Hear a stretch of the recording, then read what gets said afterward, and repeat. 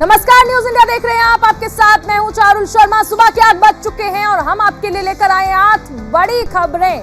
तो चलिए सबसे पहले आपको बताते हैं वो 8 बड़ी खबरें कौन सी होंगी जिस पर इस बुलेटिन में हम चर्चा करने वाले हैं।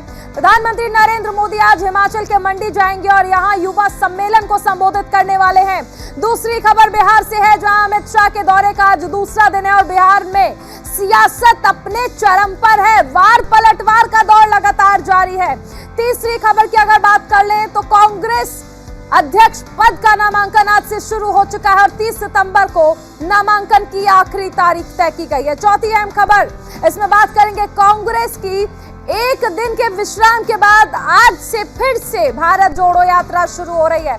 पांचवी खबर राजस्थान से है, जहां पर सियासी घमासान लगातार जारी है। मुस्लिम परिषद ने मुस्लिम विधायक को सीएम या फिर डिप्टी सीएम बनाने की मांग रखी है और इसके लिए सोनिया गांधी को पत्र लिखा गया है। छठी खबर, जमीयत उलेमाए हिंद 14 राज्य में 100 जगह पर सद्भावना संसद लगाने वाला है। सातवीं खबर हरियाणा से, जहां सोनाली फोगाट मौत मामले में हरियाणा के हिसार में इस महीने दूसरी बार खाप पंचायत रखी गई है।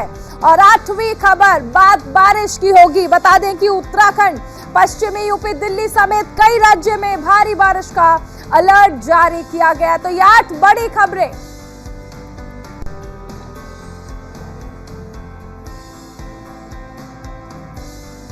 तो ये 8 बड़ी खबरें हैं जिन पर हम इस बुलेटिन में बात करने वाले हैं। इन 8 खबरों के बारे में हमने आपको जानकारी दी। मिशन हिमाचल पर है। प्रधानमंत्री नरेंद्र मोदी बिहार में, आज गृह मंत्री अमित शाह के दौरे का दूसरा दिन है। वहीं कांग्रेस में अध्यक्ष पद के लिए नामांकन आज से शुरू हो चुका है, जो कि 30 तारीख तक जारी रहेगा।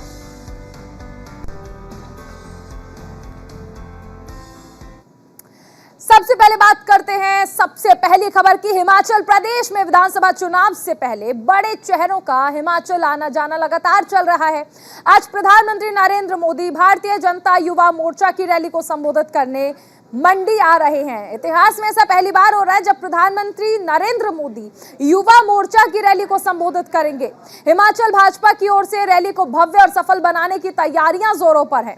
इस रैली में 1 लाख से अधिक युवाओं को जुटाने का लक्ष्य रखा गया है और इस रैली के जरिए प्रधानमंत्री नरेंद्र मोदी चुनावी अभियान के लिए शंखनाद करेंगे।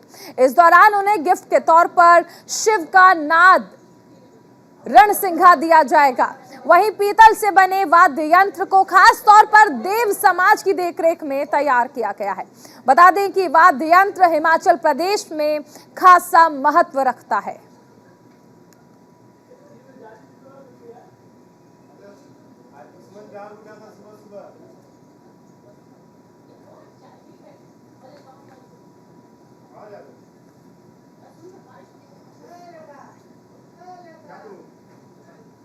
चलिए दूसरी खबर की तरफ रुख करते हैं। केंद्रीय गृह मंत्री अमित शाह अपने 2 दिवसीय दौरे पर बिहार के सीमांचल इलाके में हैं। उन्होंने पूर्णिया में जन भावना सभा को संबोधित किया और इसके बाद आज अमित शाह किशनगंज पहुंचे, जहां वो सीमांचल के बीजेपी नेताओं के साथ बैठक करेंगे।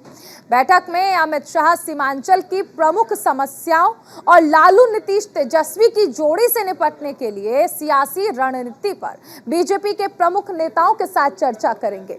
अमित शाह के साथ बैठक में बीजेपी के राज्यसभा सांसद सुशील मोदी, बिहार बीजेपी के प्रदेश अध्यक्ष संजय जायसवाल और केंद्रीय मंत्री गिरिराज सिंह समेत बीजेपी के अन्य वरीय नेता मौजूद रहेंगे। इसके साथ ही किशनगंज में नेपाल सीमा पर एसएसबी कैंप भी जाएंगे गृह मंत्री अमित शाह।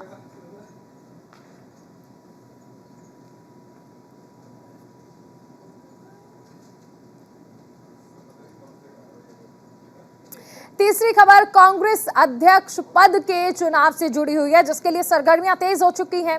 पार्टी के कई नेता चुनाव लड़ सकते हैं। संभावित उम्मीदवारों में 3 नाम सबसे आगे चल रहे हैं और इसमें राजस्थान के मुख्यमंत्री अशोक गहलोत, कांग्रेस नेता शशि थरूर और वरिष्ठ कांग्रेसी नेता दिग्विजय सिंह का नाम शामिल है। आज से चुनाव के लिए नामांकन प्रक्रिया शुरू होगी, जो कि 30 सितंबर तक चलेगी। माना जा रहा है कि अशोक गहलोत चुनाव के लिए नामांकन दाखिल कर सकते हैं। इससे पहले दिल्ली में भी अशोक गहलोत और सोनिया गांधी की मुलाकात हो चुकी है। पार्टी सूत्रों के मुताबिक अशोक गहलोत ने कहा था कि वो राहुल गांधी को चुनाव लड़ने के लिए मनाने की आखिरी कोशिश करेंगे। राहुल अगर नहीं माने तो अशोक गहलोत पर्चा भरेंगे।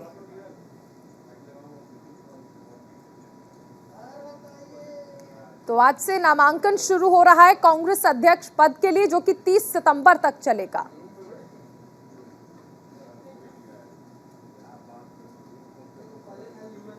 वहीं केंद्रीय जांच एजेंसी एनआईए और ईडी ने पॉपुलर फ्रंट ऑफ इंडिया यानी पीएफआई के खिलाफ सबसे बड़ी छापेमारी को अंजाम दिया। इस छापेमारी के बाद केरल और तमिलनाडु समेत कई जगह पर हिंसक प्रदर्शन देखने को मिले।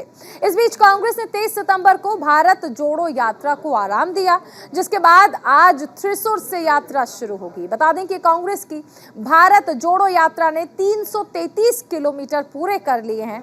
पिछली बार 15 सितंबर को यात्रियों ने एक दिन का अवकाश लिया था।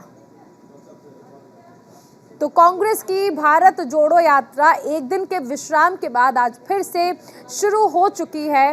कांग्रेस भारत जोड़ो यात्रा के जरिए लगातार केंद्र की मोदी सरकार पर हमलावर है।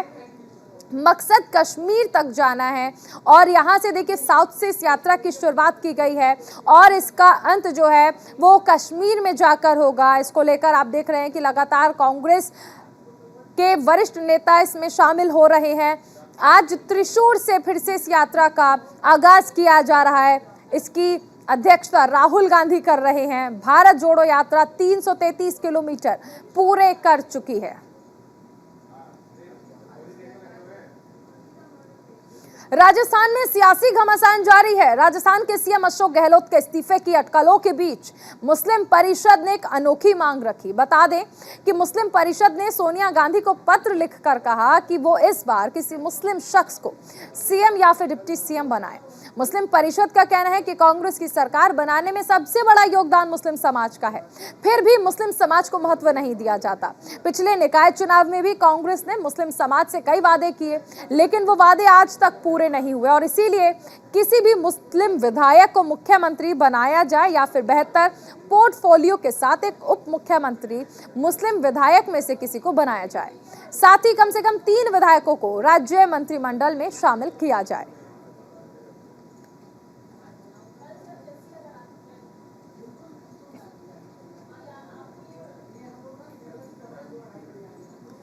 वहीं जमीयत उलेमाए हिंद ने नई पहल की है। दरअसल समाज को एकजुट करने के लिए सद्भावना संसद की श्रृंखला शुरू की गई है। इस कड़ी में आज देश में कई जगह लगभग 100 जगह पर कार्यक्रम आयोजित किए जाएंगे। बता दें कि सद्भावना संसद के कार्यक्रम महाराष्ट्र, उत्तर प्रदेश, मध्य प्रदेश, असम, तमिलनाडु, बिहार, हरियाणा, मेवात और पंजाब, मेघालय, मणिपुर, त्रिपुरा, झारखंड और गोवा में लगभग 100 जगह पर आयोजित होंगे। वहीं दिल्ली में जमीयत उलेमाए हिंद के तत्वाधान में जमीयत उलेमाए हिंद के मुख्यालय के मदनी हॉल में दोपहर 2 बजे सद्भावना संसद होगी, जिसमें सभी धर्म के प्रमुख नेता भाग लेंगे। इसी तरह देश के अन्य कार्यक्रम में भी धर्म विशेषकर हिंदू और मुस्लिम धर्म के नेताओं को आमंत्रित किया गया है।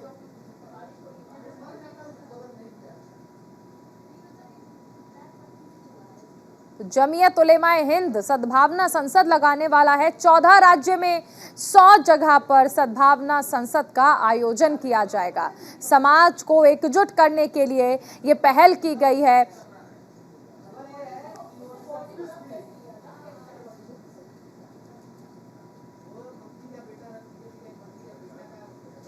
सोनाली फोगाट मौत मामले को लेकर आज हिसार में खाप महापंचायत होगी। इस महीने की शुरुआत में हिसार के जाट धर्मशाला में महापंचायत का आयोजन किया गया था। सर्व जाति खाप महापंचायत ने तब बीजेपी सरकार को 23 सितंबर तक सोनाली की मौत के मामले में सीबीआई जांच की सिफारिश करने का अल्टीमेटम दिया था। बता दें कि मामले की जांच अब सीबीआई कर रही है, जिसकी एक टीम राज्य में है। सोनाली की बेटी यशोधरा और परिवार के अन्य सदस्यों ने भी परिषद में भाग लिया। तो सीबीआई सोनाली फोगाट केस की जांच कर रही है। आज हिसार में खाप महापंचायत का आयोजन किया गया है और सोनाली फोगाट मर्डर केस को लेकर ये आयोजन किया जा रहा है। ये दूसरी बार है जब इस तरह की खाप महापंचायत का आयोजन किया जा रहा है। इस महीने में दूसरी बार सोनाली फोगाट केस को लेकर लगातार सीबीआई अलग अलग एंगल से जांच कर रही है।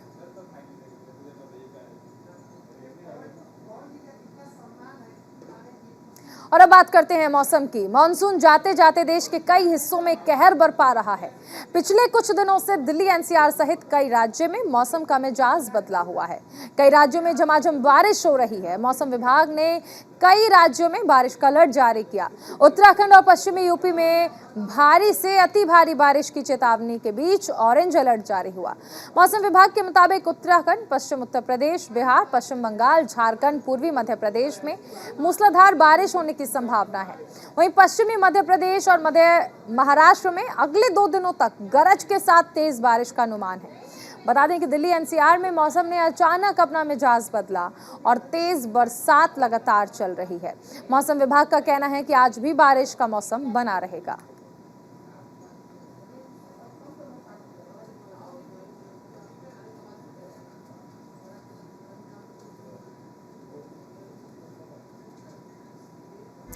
तो चलिए, ये थी 8 बजे की 8 अहम खबरें।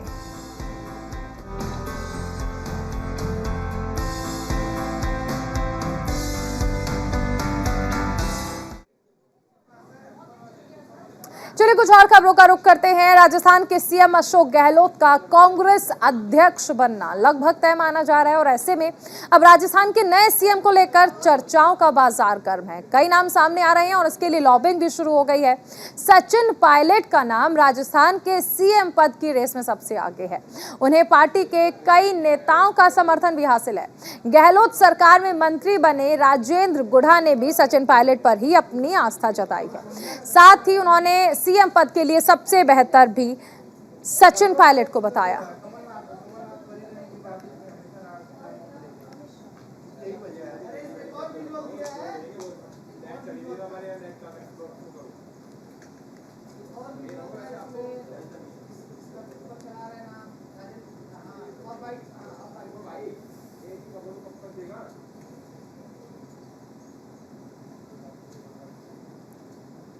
तब गहलोत साहब जब थे तब तो हम आज सरकार में मुख्यमंत्री, हम मंत्री, सारी चीजें हैं।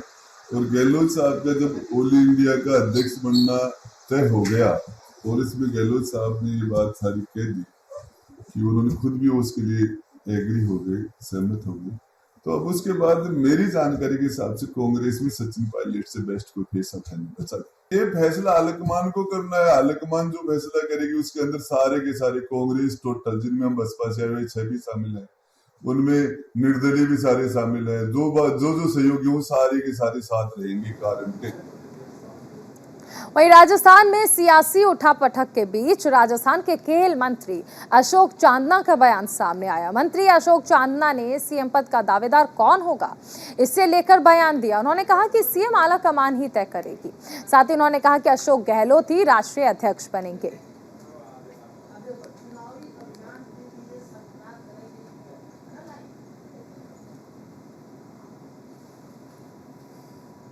मुख्यमंत्री जो भी होंगे ये आला कमान तय करेंगे। ये नीचे के किसी को इसके ऊपर राय मशवरा या पूछा नहीं जाएगा। और जहाँ तक कि ये खबरें पिछले दिनों से लग रही हैं, तो मुझे लगता है कि नॉमिनेशन और इलेक्शन 1 महीने के अंदर अंदर पूरा हो जाएगा और 1 महीने के अंदर अंदर आप लोगों के सामने सब कुछ हो जाएगा। गृह मंत्री अमित शाह बिहार दौरे पर है और ऐसे में आगामी चुनाव को लेकर गृह मंत्री कई रैली भी कर रहे हैं। अपने भाषण में एक बार फिर से गृह मंत्री अमित शाह ने बिहार को विशेष राज्य का दर्जा देने की बात कही, जिस पर डिप्टी सीएम तेजस्वी यादव ने तंज कसते हुए कहा कि बीजेपी लोगों को बेवकूफ बनाने का काम कर रही है। हर जगह भेदभाव हो रहा है। भाषण से ज्यादा कॉमेडी शो चल रहे हैं।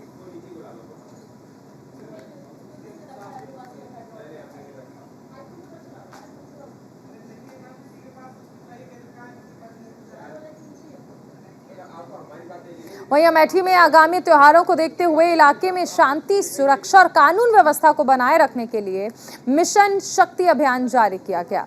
सुरक्षा का वातावरण बनाए रखने के लिए पुलिस अधीक्षक इला मारन की ओर से भीड़ भाड़ वाले स्थानों पर भ्रमण करते हुए संदिग्ध व्यक्तियों की चेकिंग की गई।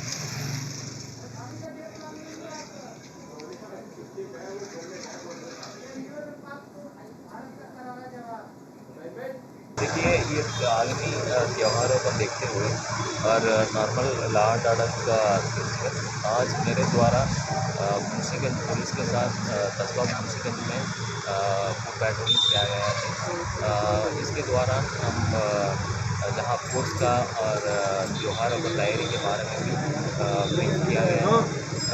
हम लोग लॉ एंड ऑर्डर के एंगल में तो ये त्योहार के लिए पूरी तैयारी कर रहे हैं। वहीं बीजेपी के नए प्रदेश प्रभारी लक्ष्मीकांत वाजपेयी इन दिनों झारखंड के दौरे पर हैं और ऐसे में उन्होंने रांची के कई कार्यक्रम में हिस्सा लिया। सबसे पहले उन्होंने रांची में भगवान जगन्नाथ की पूजा अर्चना की।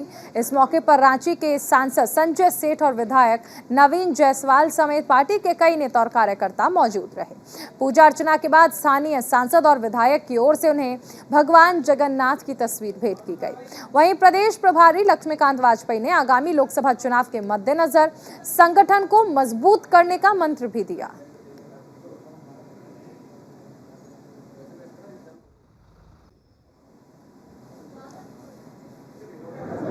भारतीय जनता पार्टी के प्रदेश नेतृत्व ने मुझे ये निर्देशित किया कि लोकसभा चुनाव की दृष्टि से केवल संगठनात्मक कार्यों की देखरेख करने के लिए और उसमें सहयोग करने के लिए झारखंड प्रदेश में जाकर काम करने का निर्देशित किया। तो मैं झारखंड में उपस्थित हूँ।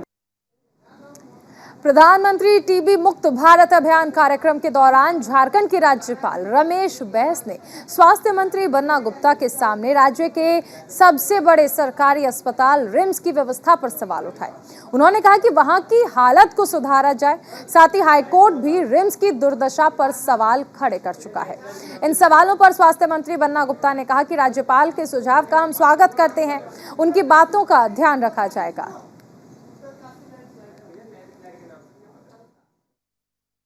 उन्होंने ये नहीं कहा कि पूरे राज्य में स्वास्थ्य की सेवाएं ढीली है। उन्होंने कहा कि रिम्स में कुछ ऐसी सूचनाएं आती हैं, कुछ उच्च न्यायालय के भी कुछ इस तरह की टिप्पणियां हुई हैं।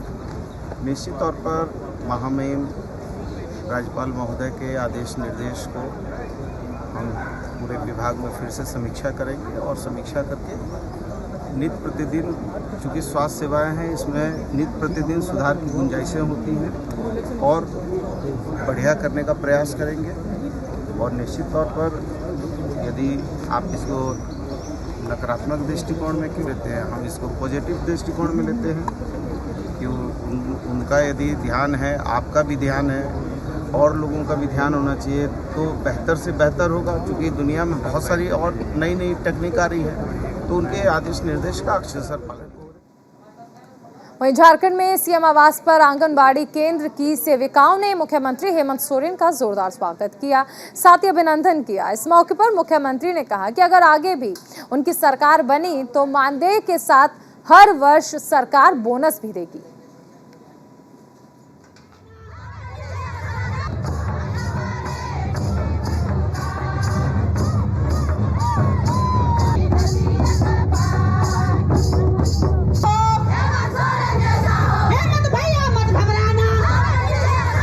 ये झारखंड गरीब और पिछड़ा नहीं है। इस राज्य को पिछड़ा और गरीब बनाया गया है, मेरा मानना है। मैं पहले भी कह चुका हूं,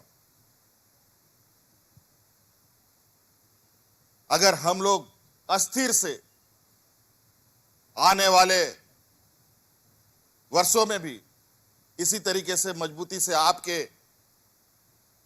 आशीर्वाद से सरकार बनाते रहे तो हम आपको बताते हैं, सरकार आपको तो मानदेय या सरकार जो तनख्वाह या जो प्रोत्साहन राशि हो, मानदेय हो, जो देती है तो देती है।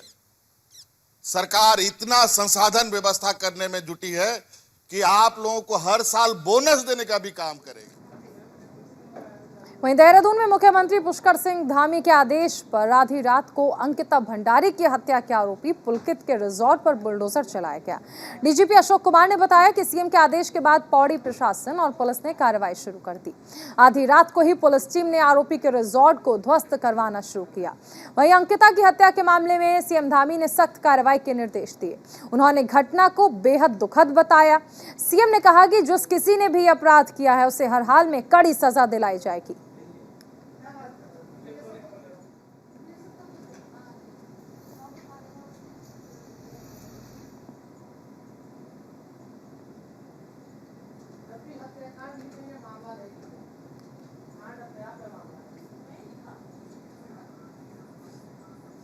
हरियाणा में धान की सरकारी खरीद न होने से गुस्साए किसान कुरुक्षेत्र के शाहबाद में दिल्ली अमृतसर नेशनल हाईवे 44 पर डटे हुए हैं। हाईवे को जाम किए हुए कई घंटे हो चुके हैं। हालांकि प्रशासन के साथ उनकी 2 दिन में 6 मीटिंग हो चुकी है, लेकिन धान की सरकारी खरीद को लेकर कोई भी हल अभी तक नहीं निकला है। वहीं गुरनाम सिंह चढ़ूनी ने प्रशासन और सरकार को चेतावनी देते हुए कहा कि 2-3 बार डीसी और एसपी के साथ बातचीत हुई, मगर बातचीत बेनतीजा रही। अब हमने जीटी रोड पर जाम लगा दिया है और जब तक हमारी मांगें पूरी नहीं होंगी हम रोड से नहीं उठेंगे।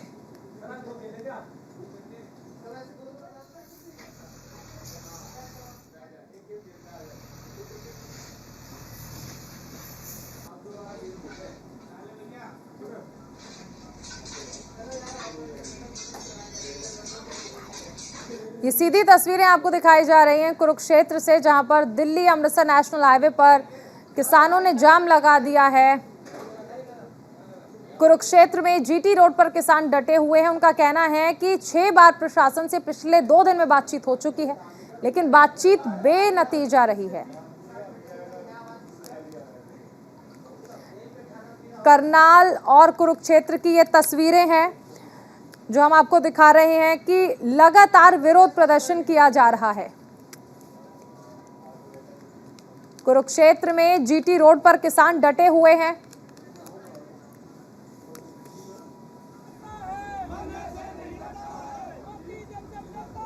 सबसे अहम चीज किसानों का साफ तौर पर कहना है कि अगर प्रशासन उनकी मांगों को नहीं मानता है तो वो इस जाम को जारी रखेंगे। कुरुक्षेत्र और करनाल 2 तस्वीरें आप देख रहे हैं। किसान इंतजार में हैं कि कब सरकार की ओर से धान को खरीदा जाएगा। वहीं कुरुक्षेत्र में इसको लेकर अब देखिए विरोध प्रदर्शन है और आप देख सकते हैं कि किसानों ने किस तरह से जाम लगा दिया है। पुलिस प्रशासन भी मौके पर मौजूद है। क्या फायदा